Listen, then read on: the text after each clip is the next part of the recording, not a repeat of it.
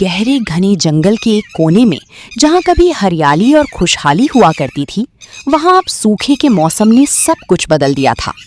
पेड़ों के पत्ते झड़ चुके थे, नदी का पानी घट चुका था और जानवरों के लिए खाना ढूंढना हर दिन एक जंग बन गया था। इसी जंगल के एक छोटे से बिल में एक विधवा लोमड़ी अपने 2 छोटे बच्चों के साथ रहती थी, जो हर रात भूख से बिलखते हुए सोते थे। लोमड़ी माँ का नाम था चंचल, पर उसकी जिंदगी में अब कोई चंचलता नहीं बची थी। कुछ महीने पहले तक उसके पति के साथ उनका घर हंसी खुशी से भरा रहता था, पर एक दिन शिकारियों के जाल में फंसकर उसके पति की मौत हो गई थी। तब से घर की पूरी जिम्मेदारी अकेले चंचल के कंधों पर आ गई थी और हर गुजरता दिन उसके लिए एक नई परीक्षा लेकर आता था। माँ, बहुत भूख लगी है। आज सुबह से कुछ नहीं खाया, पेट में बहुत दर्द हो रहा है। क्या आज भी हमें भूखे ही सोना पड़ेगा? मुझे डर लगता है माँ, ऐसे ही भूख में कहीं हम बीमार न पड़ जाएं। नहीं बेटा, ऐसा मत बोलो। माँ है ना, माँ कुछ ना कुछ जरूर लेकर आएगी तुम्हारे लिए। थोड़ा सब्र रखो, मैं अभी बाहर जाकर देखती हूँ कि कहीं कुछ खाने को मिल जाए। तुम दोनों यहीं बिल में शांति से बैठो और अपनी बहन का ख्याल रखना। चंचल अपने बिल से निकलकर पूरे जंगल में इधर उधर भटकने लगी। कभी सूखी झाड़ियों में, कभी पुराने पेड़ों के नीचे। वो कुछ भी खाने लायक ढूंढने की कोशिश कर रही थी, पर सूखे ने पूरे जंगल को ऐसा जकड़ लिया था कि कहीं भी फल, अनाज या शिकार का नामो निशान नहीं बचा था। घंटों की मेहनत के बाद भी उसे सिर्फ कुछ सूखी जड़ें और पत्ते ही मिल पाए, जो उसके बच्चों का पेट भरने के लिए काफी नहीं था। हे भगवान, आखिर मैं कब तक ऐसे ही अपने बच्चों को भूखा देखती रहूंगी? मेहनत करने में तो मैं कभी पीछे नहीं हटी, दिन रात एक कर दिया मैंने, पर फिर भी हालात बद से बदतर होते जा रहे हैं। क्या एक माँ होने का मतलब सिर्फ अपने बच्चों को तड़पते देखना है? कोई रास्ता तो होगा जो मुझे मिलना ही चाहिए। वापस लौटते वक्त रास्ते में चंचल की मुलाकात अपने पुराने पड़ोसी गधे से हो गई, जो जंगल का सबसे दयालु और समझदार जानवर माना जाता था। गधे ने चंचल का उदास और थका हुआ चेहरा देखा तो तुरंत भांप लिया कि कुछ गड़बड़ है और वो उसके पास रुककर हालचाल पूछने लगा। चंचल बहन, तुम्हारा चेहरा बता रहा है कि आज भी कुछ हाथ नहीं लगा। मैं जानता हूं ये सूखा तुम्हारे लिए कितना भारी पड़ रहा है। अकेले 2 बच्चों को पालना आसान नहीं होता। अगर मेरे पास कुछ ज्यादा होता तो मैं तुम्हें जरूर दे देता, पर मेरे पास भी बस उतना ही है जितने से मेरा अपना परिवार का पेट भर सके।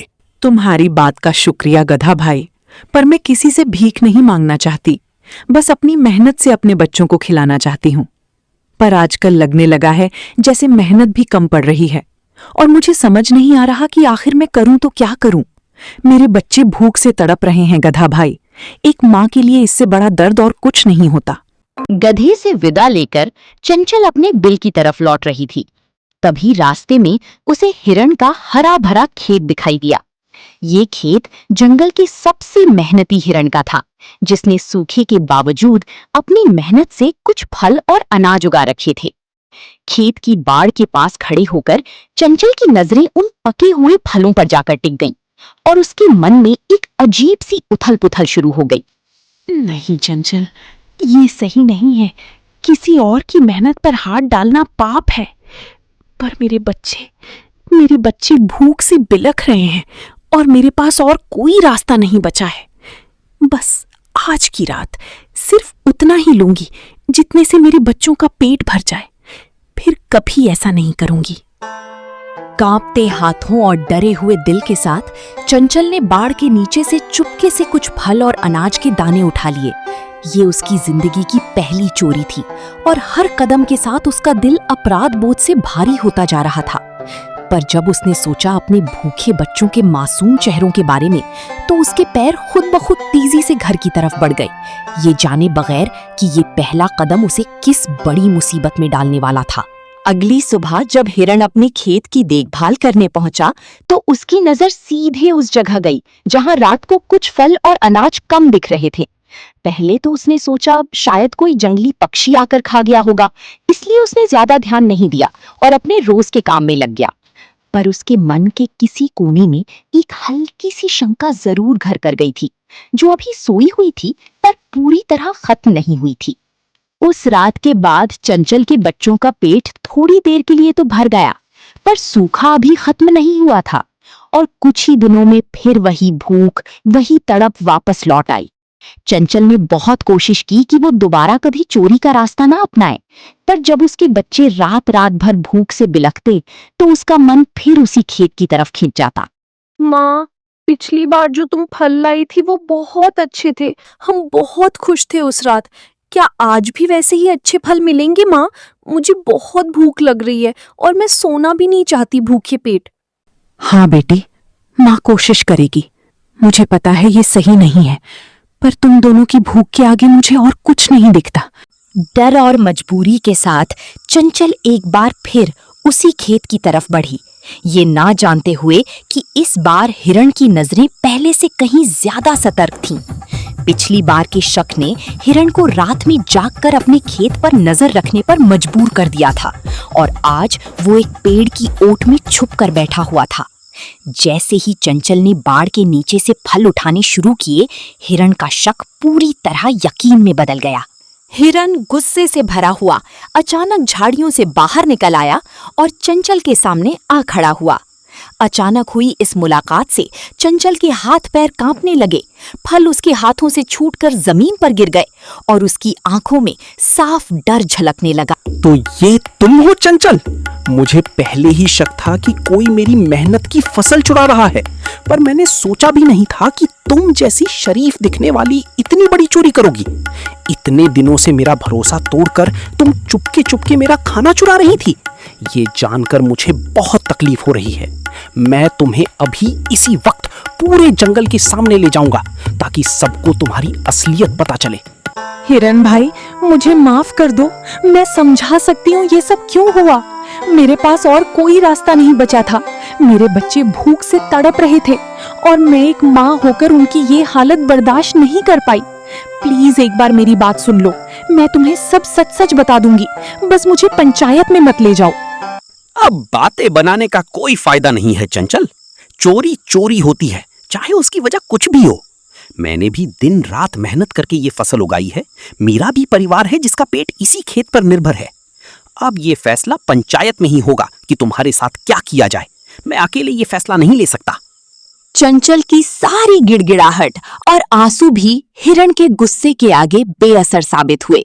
सुबह होते ही हिरण ने पूरे जंगल में ये खबर फैला दी कि उसने खेत से चोरी करते हुए चंचल को रंगे हाथों पकड़ लिया है और आज पंचायत में उसका फैसला होगा। ये खबर सुनते ही जंगल के जानवरों में हलचल मच गई। कोई चंचल को कोसने लगा तो कोई हैरानी से ये सोचने लगा कि आखिर ऐसी शरीफ लोमड़ी चोरी करने पर मजबूर क्यों हुई। दूर खड़ा गधा भी ये सब सुनकर बेचैन हुआ था, क्योंकि वो जानता था कि चंचल की मजबूरी कितनी गहरी थी और अब उसे पंचायत में चंचल का साथ देने के लिए कुछ करना ही होगा। महाराज, मैंने इसी चंचल को अपने खेत से रंगे हाथों फल और अनाज चुराते हुए पकड़ा है। ये सिलसिला पिछले कई दिनों से चल रहा था और जब मुझे शक हुआ तो मैंने खुद जागकर इसे आज रात पकड़ा। मेरी मेहनत की फसल इस तरह चोरी होना बिल्कुल भी बर्दाश्त करने लायक नहीं है। इसलिए मैं चाहता हूं कि इसे कड़ी से कड़ी सजा दी जाए। चंचल, हिरण के आरोप बहुत गंभीर हैं। तुम्हें अपनी सफाई देने का पूरा मौका दिया जाएगा, इसलिए बिना डरे सच सच बताओ कि आखिर तुमने ऐसा क्यों किया। पंचायत का फैसला हमेशा दोनों पक्षों की बात सुनने के बाद ही होता है, इसलिए तुम निडर होकर अपनी बात रखो। कांपते हुए स्वर के साथ चंचल ने अपना सिर उठाया और पूरी भीड़ के सामने अपनी आप बीती सुनानी शुरू की। महाराज, मैं ये नहीं कहूंगी कि मैंने चोरी नहीं की, क्योंकि ये सच है और मैं इसे इनकार नहीं करूंगी। पर मेरे पति की मौत के बाद से मैं अकेले अपने 2 छोटे बच्चों को पाल रही हूँ और इस भयंकर सूखे में दिन रात मेहनत करने के बावजूद मुझे उनका पेट भरने लायक कुछ नहीं मिल पा रहा था। जब मेरे बच्चे रात रात भर भूख से बिलखते हुए रोते थे तो एक माँ होने के नाते मुझसे ये देखा नहीं गया और मजबूरी में मैंने ये गलत कदम उठाया। चंचल की ये बात सुनकर पूरी पंचायत में एक अजीब सी खामोशी छा गई।